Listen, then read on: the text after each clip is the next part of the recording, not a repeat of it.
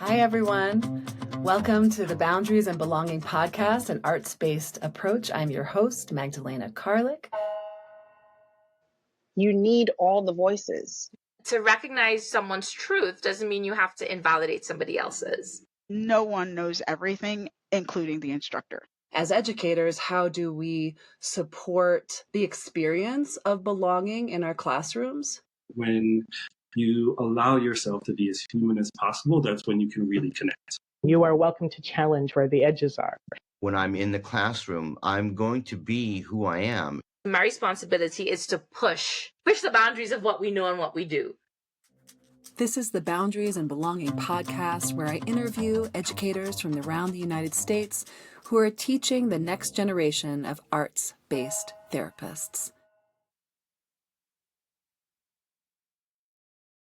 I am happy and grateful to introduce you, Maríaluisa. It's so great to have you here. Maríaluisa Díaz de León Zuloaga is a registered expressive arts therapist. You are a Mexican-American movement specialist, mythologist, educator, researcher, and performer, and an adjunct faculty member at Southwestern College and Tamalpa Institute. Thank you so much for being here with me today. Welcome. And we know each other from working together at Southwestern College. And, you know, I have heard so much from your students about how they love what you offer. And again, just grateful to have you here. Thank you. Thank you, Magdalena. I'm also very happy to be here with you. And I appreciate the invitation and that your instinct into what I can bring to the table as part of this series of exciting conversations that you are having for your dissertation. Yeah. I'm glad you're a part of it. I'd love to start with hearing about your thoughts about boundaries. How do boundaries show up in your work as an educator? What boundaries are explicit in this work? What boundaries are implicit? What do you think about that? Yeah. So I guess I'll go into the easy part of it, I suppose. Okay. And I guess the explicit part, as far as, expectations that are already part of some contract agreement that the organization makes with both me as a teacher and with students. So there's already something there about what to expect. As a teacher, I have like a handbook on certain things about boundaries. So that's already a given. That helps to put some things into place. And then as far as the implicit ones, those are very interesting ones. As you know, I do think that probably there's always going to be some implicit boundaries that I won't be able to grasp and see. But I'm often trying to exercise my ability to feel them, to see what's happening, what's needed, and to bring them into transparent agreements as far as what can be expected. So there are boundaries that have to do with creating a sense of cohesion. I call it like a strong enough container in which whatever is being brought, as a lot of the students bring their own personal experiences there, and I do to a certain extent, but that everything we bring here is conducive to our learning and our own transformational process. So that's kind of something that I made clear from the very first class. And we work on kind of noticing what are those qualities that may help that. And what is interesting also is that I bring them into the subsequent classes as reminders, because oftentimes we do all that in the first class and dot the I's and all of that, but then they get kind of shelved somewhere, and then so I often refer them as kind of reminders. I sometimes refer them as way to frame things that are happening. Let's remember, sometimes something happens in the classroom and someone is having tears in their eyes. So I do call out the not calling out as in the calling out. I call, I don't know what other word. I invoke. I help us remember that we had certain agreements and that we're holding the space together. And I invite everyone's presence to be there. So I'm not just there by myself with this other student that is experiencing a sense of tenderness or vulnerability. I wanted to be kind of like, we're here. So I try to notice that those things when they happen in the moment and naming them. Naming them feels important to me as far as boundaries go. And I appreciate hearing like the invoking of presence of the whole group to hold together. And I imagine that that is also one of the components of how you facilitate belonging.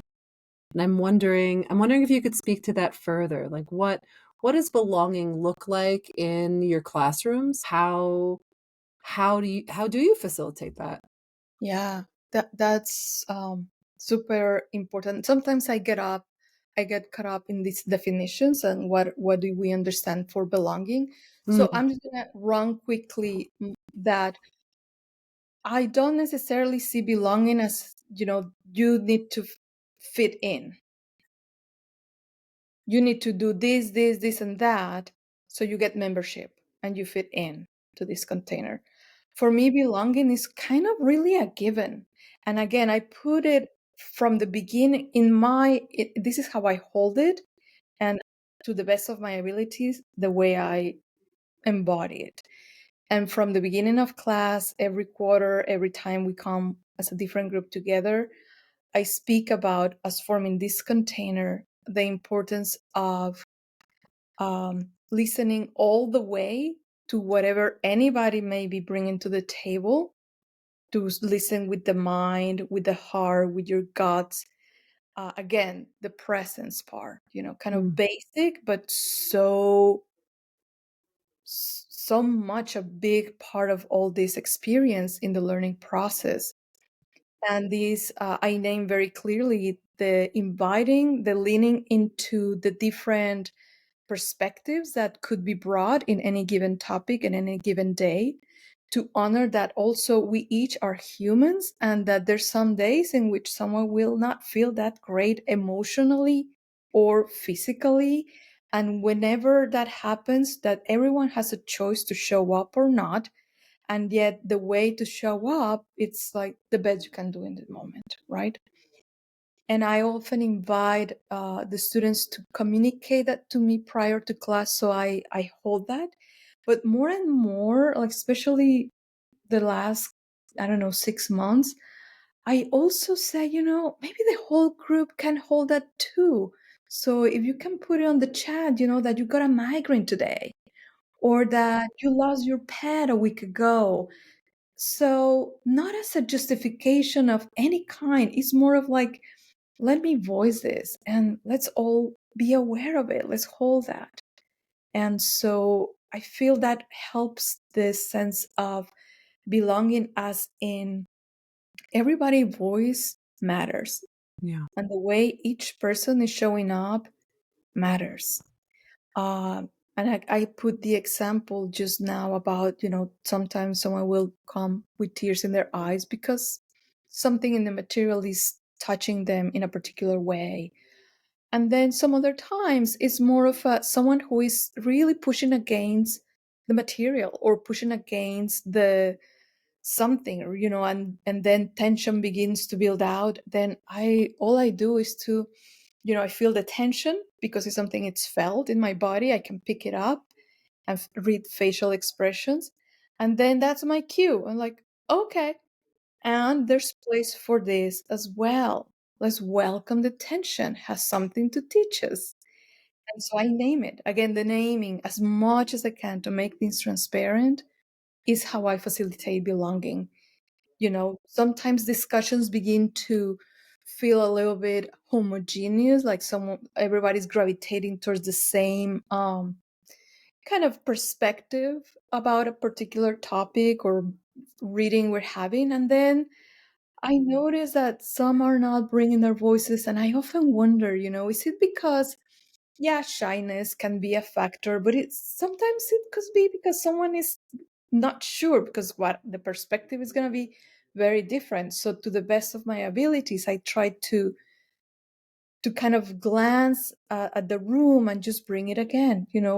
If anyone has any other perspective, even if it's very opposing to what we are, I welcome that if you're willing to share, because that adds that just, oh, it's so yummy. And so, as you can see, I get really into it. I get really excited about this, to the point of the content and the material can be interesting and relevant, but it's more of the experience of how we embrace all of it that for me is key in transformational learning. So I just feel every time I have the opportunity to be in class, every quarter, every group configuration, for me is like, yeah, that's something I'm very passionate about. And something I don't often have the opportunity to share like I am with you right now.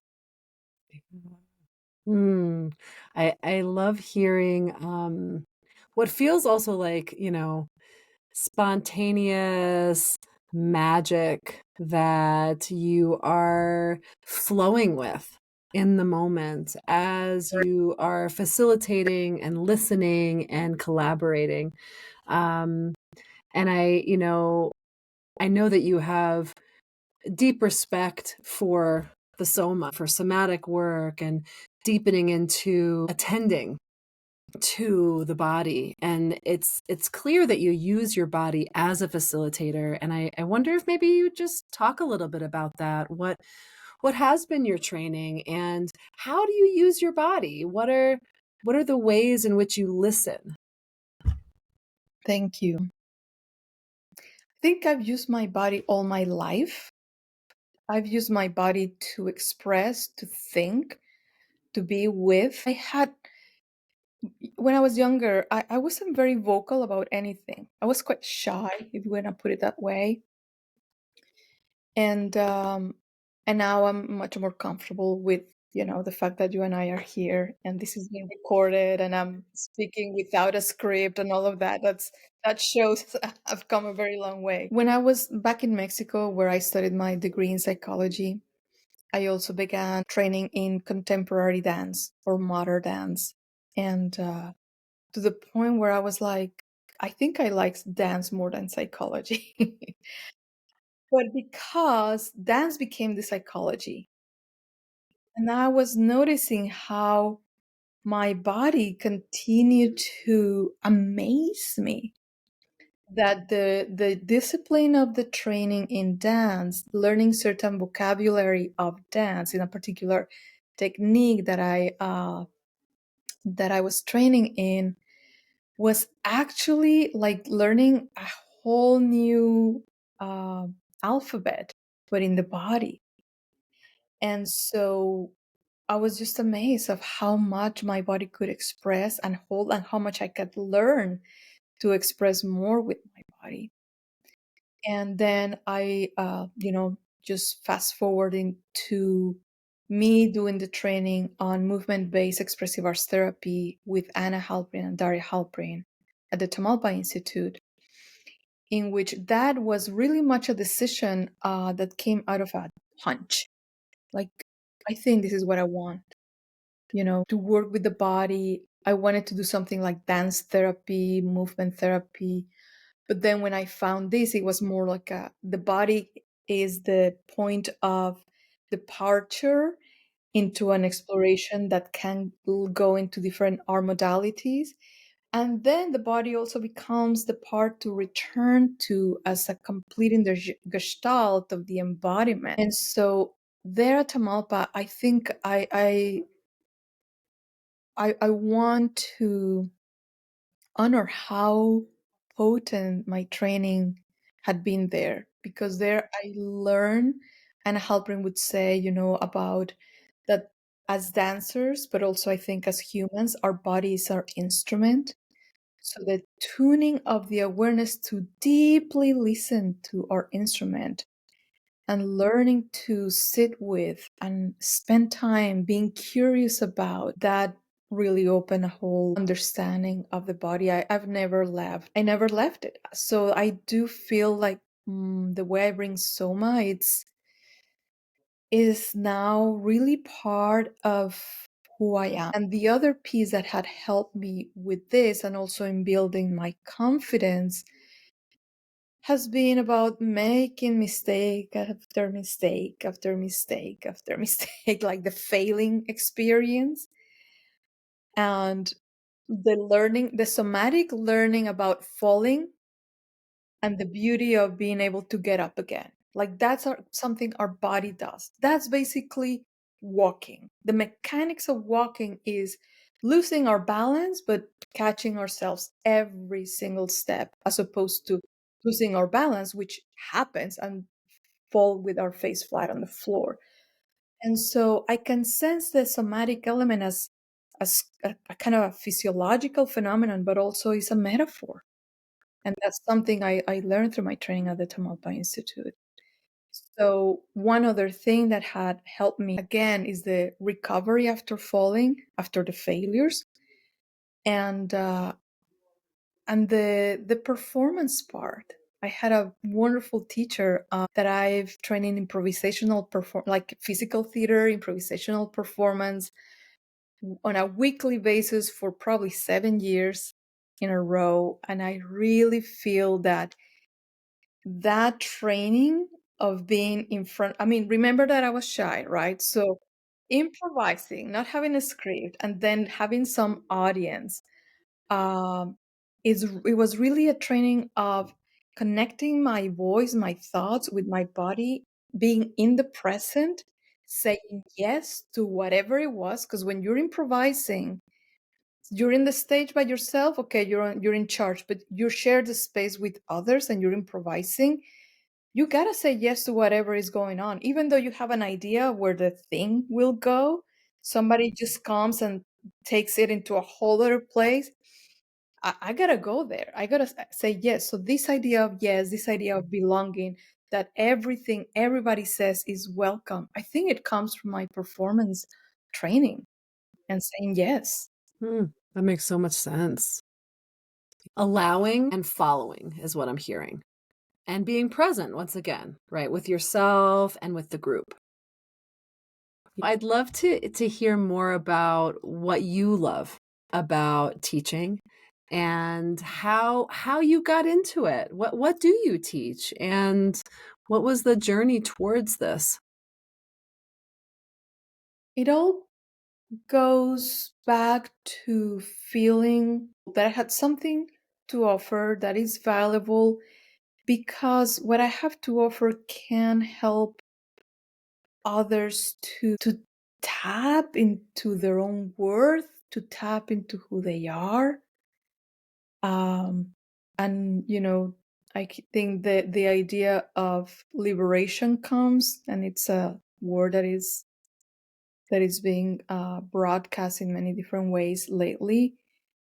But I feel it's that, like, I am in my own process of liberation and becoming, and I feel I have something to offer to that effect too. So that gave me quite pretty much the courage to, it's not gonna sound very compassionate what I'm gonna say, but in a way, like tough love, self-tough love, like get over your fear, your shyness, get over that story that is like, oh, just keep it quiet. Like, come on, come on, like step up to the plate. The performance training helped me a lot in that. Again, the falling and the get up again. Your body can do it, so could you. It's in your bones, it's in your system. You can get up over and over again.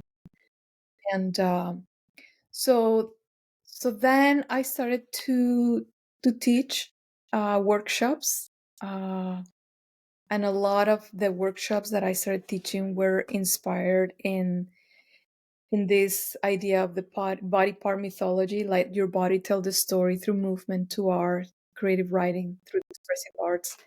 And then when I went to grad school, I've acquired more of a frame in terms of the mythology as a larger tapestry of human wisdom and knowledge that is not just verbal narrative.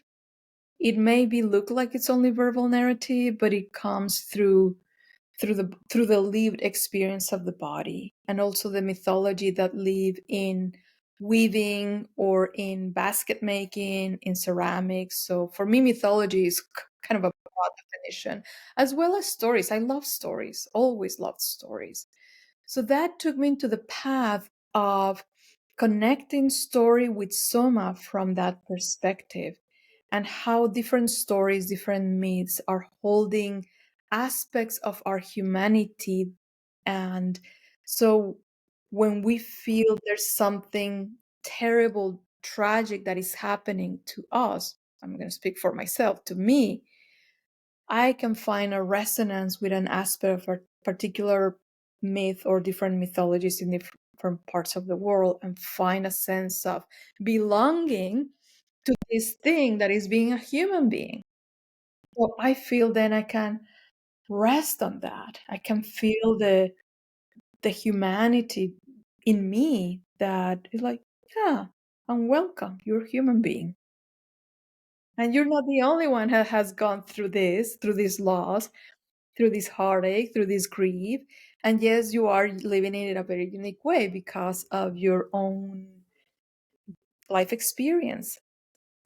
So teaching at a graduate level had always been like a thirst I had, precisely because I was feeling like, gosh, like if I have had the body when I was like in doing my bachelor's or in grad school, like I feel like I want to bring this to, especially to people who are becoming therapists. I feel it. I have my bias and it's my passion. It's both. I really feel that being in the body as a therapist can help a sense of holding in a different way, like in a fuller way. That's been my experience. And so I'm also quite grateful because you're the one who invited me to teach here at this graduate school and at Southwestern College. And it's been truly a delight. The first quarter I was pinching myself and I was extremely, extremely nervous. But I'm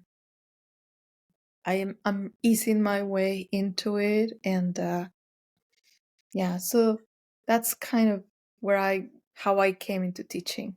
Thank you. I love hearing, I mean, the way you weave your personal experience into your work is really, it's really fluid. And I just appreciate how you narrate your experience. And I wonder if you could share what you've been teaching, what courses you've been teaching at Southwestern and Tamalpa. Mm-hmm.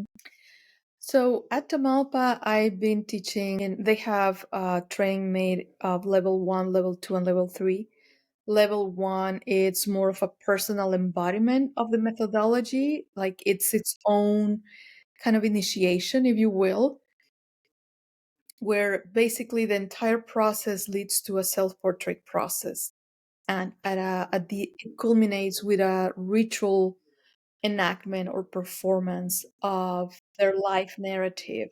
So they have a life-size self-portrait, and they conduct a performance ritual where they are bringing their story that they have journey body part after body part, session after session, through movement, dance, drawing, poetic writing, or creative writing in general. Those are the main modalities. So in the level 2 that I've also taught is the training now is a formal training. Now that you've gone through the process, the training is to learn how to facilitate this process. So developing the skill, developing and understanding the philosophy, and a lot of role playing as well. So I've taught that too. And mostly over the last, because of online and COVID and all of that, I've been mainly working as we call it the level 3 as a supervision course. And the supervision consists of working one-on-one with students on their projects, their fieldwork projects. So it's like, now, how do you want to apply this in a community setting or in one-on-one setting? And that's just very different for each student. And so I offer feedback in that regard, so they complete that project and those hours, and they provide a way of documenting that experience. So that's my teaching at Tamalpa. It's something that it lives in me, breathes in me. What you speak about, that fluidity. It's after developing a practice, it just really becomes what I breathe and who I am and what I do. So I am aware of it, but sometimes it just I just, it's like you don't see the breath you're breathing until you realize you're breathing, right? So it feels like that sometimes. And in terms of the graduate program, what I've been teaching mainly had been a series of 4 courses that are, I guess, unofficially named the Consciousness series, which begins with the psychology of altruism. Then there is a course on Consciousness 1 and then Consciousness 2. Consciousness 1 is about the healing power of presence. And this Consciousness 2, it's about the healing power of love. And then the final course of the series, now it's called the Hermeneutics of Self. And so I started working and teaching the hermeneutics course. I felt that was a great entryway. Oh, and I've taught a couple of times group dynamics, which is also really cool. I love all of them. They're central specifically to the philosophy of the school, and I happen to resonate with it a lot. And I started teaching the hermeneutics of self and felt it was pretty much what I do, working with creativity and for personal transformation, and the process of an ongoing inquiry about myself through art and through some readings. So the whole process is it's a kind of a self-portrait process, but in a different way. Yeah. I never thought about it that way. That language of it being a self-portrait process, that really resonates. And I think that, gosh, such an important part of the journey to becoming an arts-based therapist is to creatively, what's the word? Creatively enter in and explore oneself and untangle and come back out, and that self-portrait process can look so many different ways, like you shared. I'd love to hear, about your thoughts about responsibility as an educator, as a facilitator in these programs. What comes to mind when you think about responsibility in this role? It's a sense of accountability and for fulfilling, again, the explicit aspects of the contract that I get into quarter after quarter. And also the implicit part of responsibility is to teach with integrity and be true. I'm very grateful. Teaching in graduate school, I wanted to do it for the longest time. I feel like I enter into it late. And I'm not saying that as a judgment right now, I feel I entered it when I was ready, because I think I've already gone past the point of seeking approval from students or feeling that my worth is linked to perceived success or something like that. I feel I'm really past that. And so I'm freer, talk about my own liberation.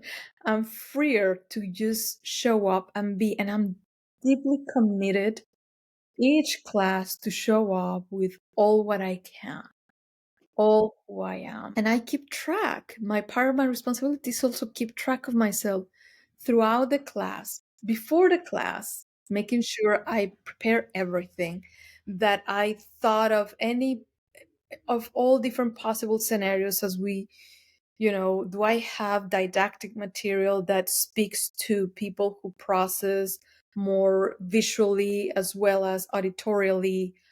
Even every class I offer a somatic grounding to start, and that's non-negotiable for me because it's an invocation of coming everybody present. But I do it in a way in which I do my best to make it accessible and not bringing something really like, oh my God, that's just too advanced or too complicated, and also to offer choice to the best I can. And the choice sometimes goes down to, we're doing this is what it is going to look like. And if you rather do another practice that helps you come in, that's a choice. That's part of it, right? So sometimes it goes down to it, and sometimes within the practice I offer, and you can do this here, you can do this there, and you can do so. But I'm always inviting, and I see students responding with openness to what I bring, and that's probably also part of because I'm not holding an expectation that has to happen, and oh, if you don't do it, then I'm gonna feel bad. It's like, as I said, I'm kind of past that period, which yeah, I went through that. I went through that. So that's part of the responsibility during breaks to also, okay, this is what just happened. So during the break, yeah, of course, I go get my coffee and do, step out of my computer. But I'm thinking, okay, and then the next part, based on what I saw happening, maybe I'm going to thread this part into this. So I kind of just reassess. I have a moment to reassess and respond to, oh yeah, we're in the flow, or this took a lot longer. Now I have to make adjustments here. And so that also plays part on the responsibility of being able and available to students to meet with them also outside of class. For me, it's part of the responsibility, the grading. Not so much the grading as the number of the grade, but the reviewing of the work. It's very time consuming, and I cannot help myself but really taking the time to read their papers. And, sometimes it's like twice. And I'm like, sometimes it's like, I'm like astonished, like, oh my God, this person is just like, I'm learning so much. And sometimes it's like, I don't feel this person's voice here. And I struggle a lot with that. And I'm like, okay, yeah, all those great ideas and connections with it, but where are you? It's like, so I do my best to offer feedbacks and, inviting, kind of drawing their voices and how is that they're experiencing these materials. So that's also part of my responsibility, I believe, to offer feedback in that way, not just the number like, oh, great, you cover all the thing, the APA format is great, citations are awesome, and then you get an A+++. It's like, well. I hear the importance of the conversation in there. And I also heard the importance of choice to facilitate belonging and trust. And it makes me wonder a little bit about permission and about consent, student consent in particular. We in these classrooms where we are training therapists, arts-based therapists, there is a lot of opportunities, like we were talking about, to experience self-portraiting, to experience like, a deepening of seeing oneself. And that can be intense, that can be dysregulating. And there are many requests or invitations that we make with our students that I'm wondering about the opportunity to say no. I'm wondering how you view no and yes for your students with assignments or experientials. I heard you speak to it with a somatic-based grounding in the beginning of the class, and that there's choice. But I'm wondering, how does that expand into other parts of the curriculum or the facilitation? I feel quite aware of it, and there are explicit no's that sometimes I hear. Sometimes there are implicit no's that sometimes I don't catch until much later, and so after the fact. But I do my best to try to stay attuned. I'm not gonna say what I'm not. I'm gonna say what I am. I am deeply curious about the no. So I do in different activities throughout class, when, I open those possibilities, we're gonna do this, and you may feel a no from the get-go or throughout. Well, I am deeply curious about, and my hope is that you probably get curious about.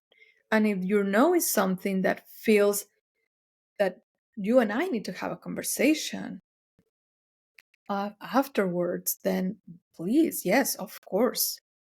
But I feel it's important for me to have some balance. So there is a level of, like a willingness to take some risk, and yet to also notice when that part is not available. And again, I get curious. I get curious as to what I mean by getting curious is not now like, oh, now I need to know. It's not that type of curiosity. It's more of I feel that that's something that needs to be honored and investigated, because we're talking about so many general things right now, and when it gets to the specifics, that's what I'm curious, because there's always, I don't know the students. I mean, yeah, they may be with me for 10 weeks. Sometimes they repeat courses and I see them again, but I don't know. And there's so many things, and the whole positionality, intersectionality. So there's a part of me that, I respect the no, and I'm curious about the no on their path. Whether they're ready even to get curious about it or not, then that's out of my hands. And so, yeah.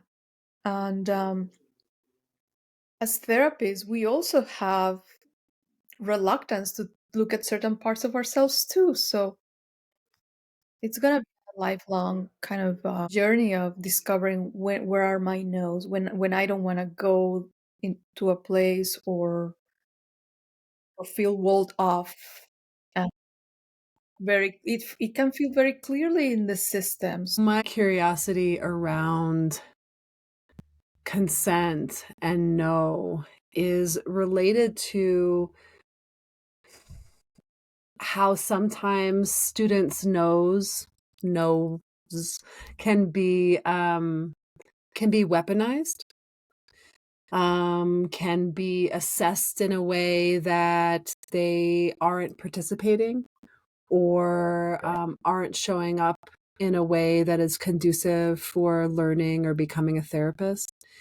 And I think that line between authentic agency of the students and the responsibility of gatekeeping, I think that sometimes that line becomes really blurred.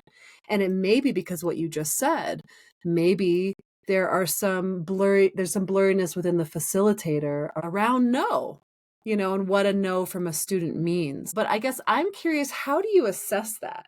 How do you assess, this no is the right of the student? And it may or may not be conducive to them succeeding in this program or in this field. How does that land for you? I feel the no for the first time. I notice it. If the no becomes a recurrent pattern, especially if it carries on from quarter after quarter, that sometimes there are 3 quarters in a row that maybe, or not in a row, but 3 different quarters that the student. So if something, or maybe within the same quarter, although I don't think I have had that experience, but if it's no class after class, after the 3rd class, I may invite a conversation. And if the invitation is met with a no, then I get to sit with that and then assess what is this no about, and assess, and it has to come with a place of okay, what would be most in service for the student who is choosing to have an education to later serve others. Maybe this student doesn't want to have the conversation with me for X, Y, and Z. I don't want to rob that opportunity to have a conversation and a discovery of what's going on, or a discussion. So maybe I would make a referral and I'll tell the student, I'm going to offer, because right now there's a great system of referral that it's really to support students nowadays in the college. So I speak to them, and there's consent there. If they were to say no, then well, that's it, right? Then I cannot force anything. I cannot push. I cannot, but if I feel that there's just closeness, and if it really disrupts or interrupts the entire class boundaries, right? But I'm often kind of assessing about what's the best thing I can do, because I'm considering this student is here because they are choosing to become licensed this and licensed that, and I'm thinking about the people they will be serving. And if I feel that the situation about the no here, not that everything has to be solved during class, sometimes things need to be worked through in supervision or in practicum and stuff like that. But if I can feel I can offer something on behalf or a future person who will be in the receiving end of their services, then also I feel a sense of responsibility to those people at that end of their chain. I appreciate how you describe the slowness of your assessment, and also that it's not your job, role, position to force anybody to do anything, that folks are choosing to be students. And I think that it becomes an interesting dance, right? When students want to be there but don't want to be there, want to do the work but don't want to do the work, and we get to witness that. And it sounds like best practice is to witness it, reflect it back perhaps, and yet, it's our responsibility isn't to make those choices for our students. They have the power to make those choices. Yeah. All I can do is offer a perspective, and it's my perspective. Yeah. And again, is this situation in this particular time, in this particular class, this is the environment the student is living with. So as I said, there's so many things I don't know for me to just make a judgment call about something. So I'm very cautious about that. Mm-hmm. Mm-hmm. Yeah. I'm wondering if we could pivot to your experience of what emerges in the classroom spontaneously, the third that shows up in conversation, in movement, in creation. And if you could speak to what that looks like, feels like, sounds like, and any examples that feel okay to share. Well, it's like each group, it's its own constellation. Mm-hmm. And each constellation arranges things in a particular way. So the exchanges and the conversation in class, in some groups, it's very fiery, like controversies. It's called again and again, right? I'm feeling those pushes and pulls and this exercising of the psyche that can be a workout. And there are some other groups that like there is a sometimes, especially in groups that are new to the college, or the first class that have it's not necessarily the first class, but kind of on the first two courses, is the I don't know and the polite kind of glimmer. And I had many experiences of this with individual students, but as a group, the magic of this group was such that I just couldn't believe the amount of creativity and the all yes for everything. We're going there. It's a lot of things were quite hard, but people were just like going for it in the most creative ways. That happened during a hermeneutics class where creativity is pretty much all over the curriculum. And I think that class, towards the end, like the final class, it was like the feeling of like, oh, we don't want this to end, but it wasn't like crying or everything. It was just like we took an extra hour to finish that class. Wow. So there was a lot of energy there. So each group is, and then there's some groups that are more bringing,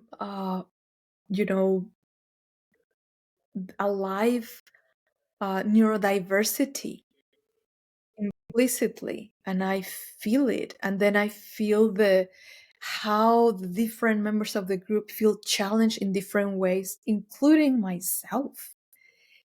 And that's a very that's a very flexible group because it's requiring flexibility. I feel that.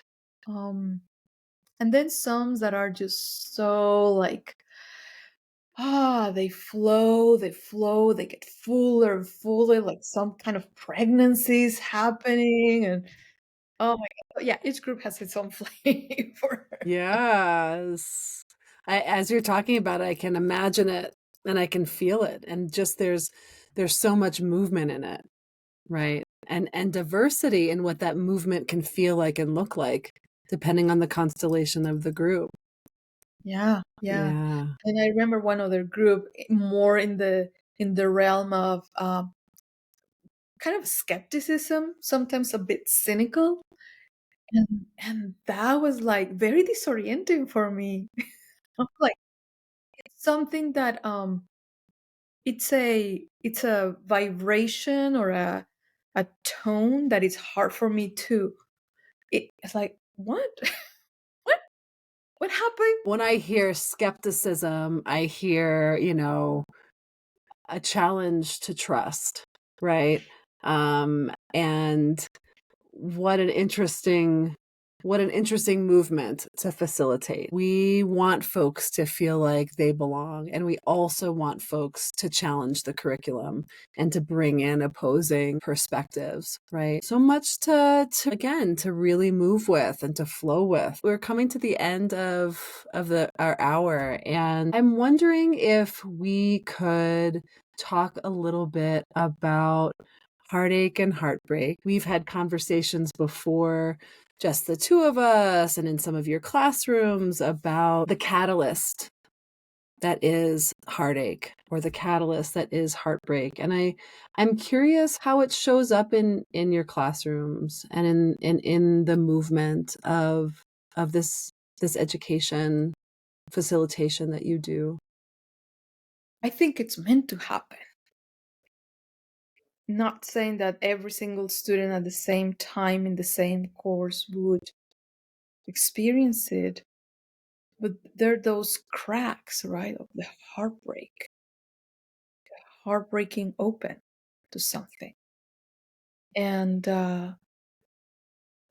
sometimes I've witnessed them in class, and I witness how a student moves through it, through the class material into writing papers. And sometimes it requires and sometimes it's very overt. And what I said, I hold space, and I enlist everyone to hold space for whatever is happening. I often also name, not so much as heartache, but as, there is something cracking open here. And I offer options and choices to offer some sense of grounding and empowering, because not everyone or everything feeling exposed is not necessarily, the best thing for anyone and everywhere at every single time. So I'm aware of that, and it's hard to hold. I notice there's a lot of heartbreak, sometimes not related to the curriculum or to the syllabus itself, but they just come with that heartbrokenness through illnesses, through challenges at work, or even, some recent experience of trauma, or through COVID, I guess that had a huge impact in people. I never taught grad students before COVID and online, so I don't have that before and after, but I feel that COVID had been huge impact in people's lives and experiences and the way, to show up, as well as injustices on things that are going on around the world, the violence. And I recognize my own heartbrokenness at times. And yet, even though I don't talk or say anything in the classroom, because it's not the place for me to say anything, I come to class, I I I'm there, and something changes. I don't know how to explain it. But for 3 hours or 4 hours that I'm in class, I guess because students are on this path of self-inquiry and learning and transforming and healing. If these were marketing students or MBA students, I don't know, that would be a whole other story. Um,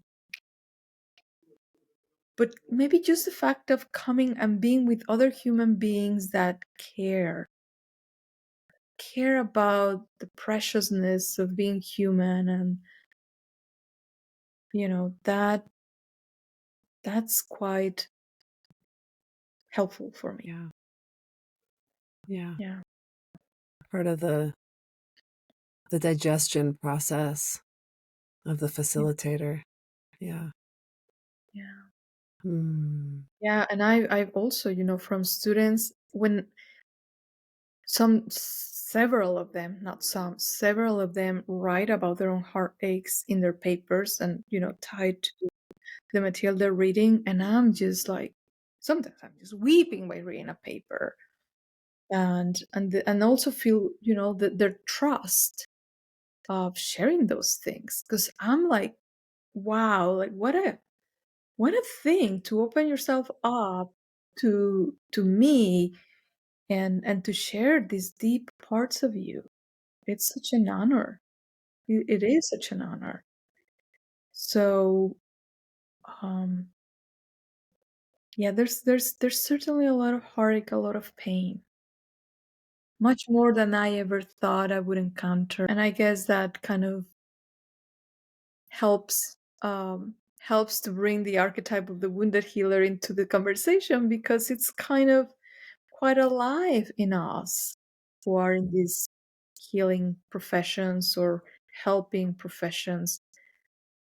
And again, going back to this mythical archetype to tune into that part of being human. Yeah, to tune in, to accompany, to touch, to hold that part tenderly and with respect is what I'm hearing. Yeah. Thanks so much for this journey, Maríaluisa. Yeah.